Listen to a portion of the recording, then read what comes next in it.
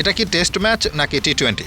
বিশেষ করে ওই খেলাটাই তো। হ্যাঁ, যেটা 4 নম্বর দিনের দুপুর গড়িয়ে সবে ব্যাটিং শুরু করেছিল ভারত। হুট করেই টিভির সামনে বসলে সত্যিই যে কেউই বোকা বনে যাবে। তবে কি লাল বলে টি-20 খেলার নিয়ম করার সময় চলে এসলো? জয়সওয়াল গিলদের বেধড়ক মার দেখার পর এমন ভাবনায় পড়ে যেতে পারে ক্রিকেটের নিয়ম তৈরিকারক সেই এমসিসিও। নিশ্চিত ড্র হওয়া ম্যাচে 4 নম্বর দিনে আচমকায় ভারতের জন্য জয়ের প্ল্যাটফর্ম তৈরি করতে পারে বোধহয় ভারতই। আবার বৃষ্টি নামের বন্ধুকে পাশে পাওয়ার পরও এরকম হেরে যাওয়ার দলটার নাম সম্ভবত কেবল বাংলাদেশই হতে পারে।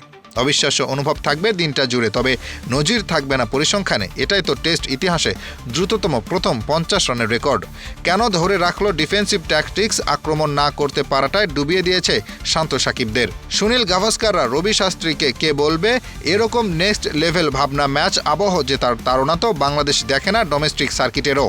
যে প্রশ্নের সেট দেশের সিলেবাসে নেই, কি করে লিখবে তার পাল্টা উত্তর? Hasibur Rahman, daily our Bangladesh.